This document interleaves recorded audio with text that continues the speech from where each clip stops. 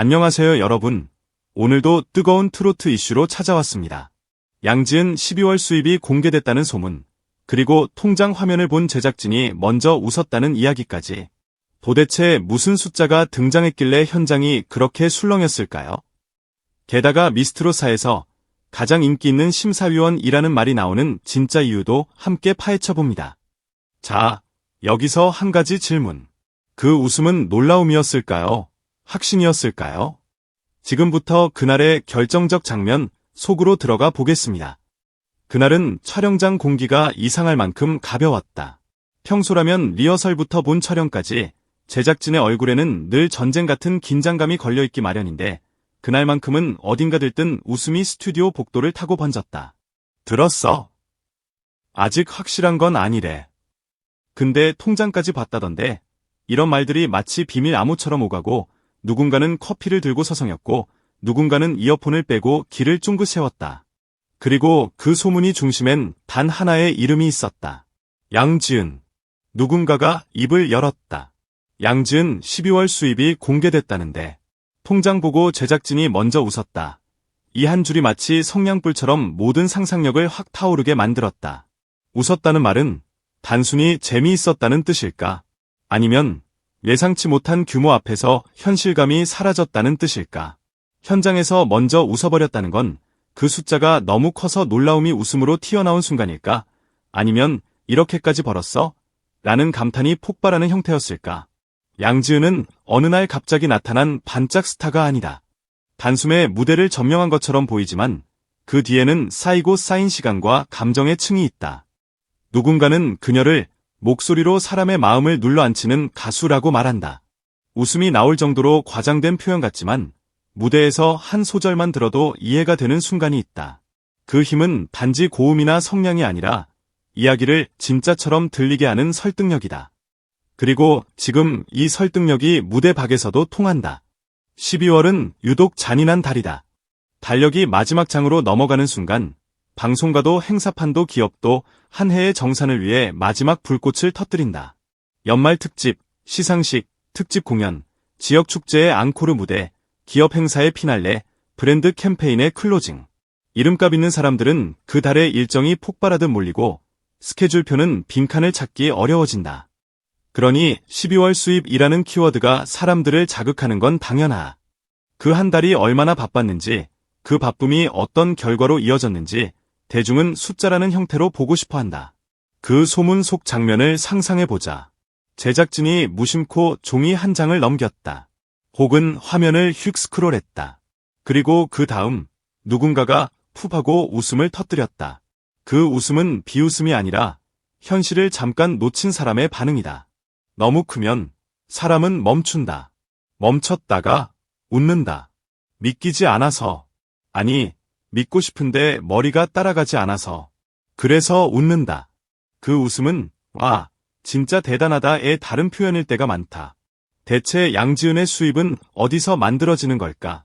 사람들은 흔히 방송 출연료가 전부 아니냐고 생각하지만 요즘 스타의 수입은 훨씬 다층적이다.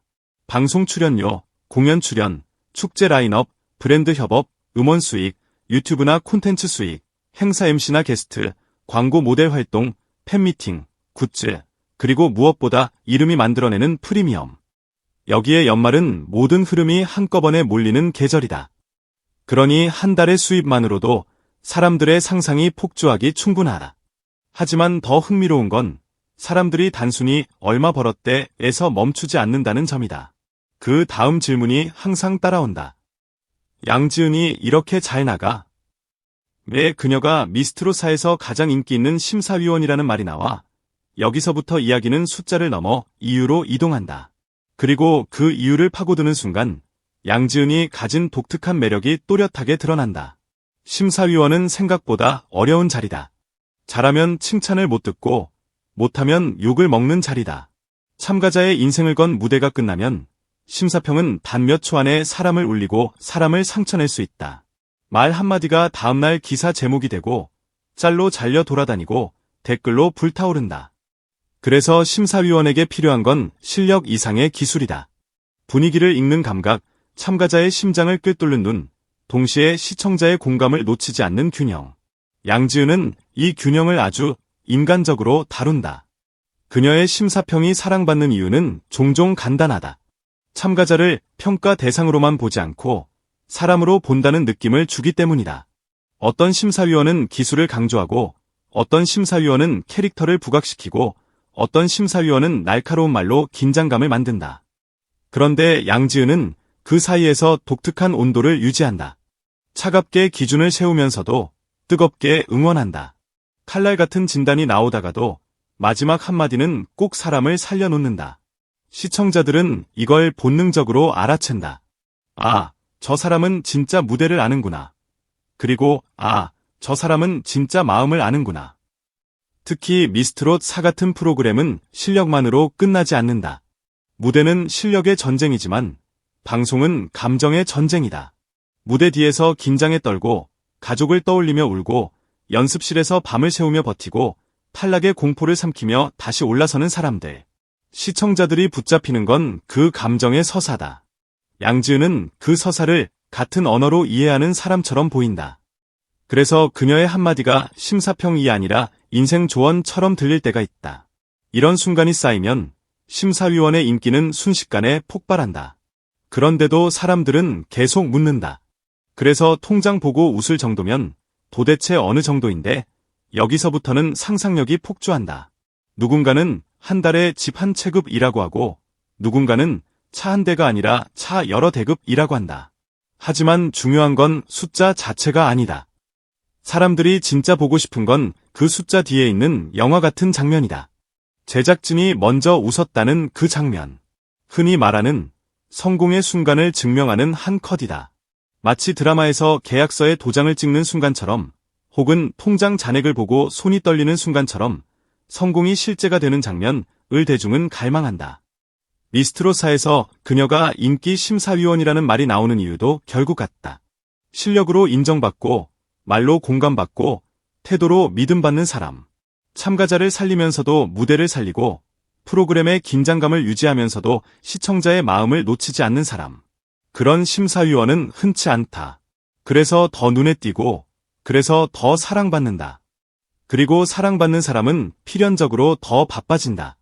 더 바빠진 사람에게는 연말이 더 폭발한다.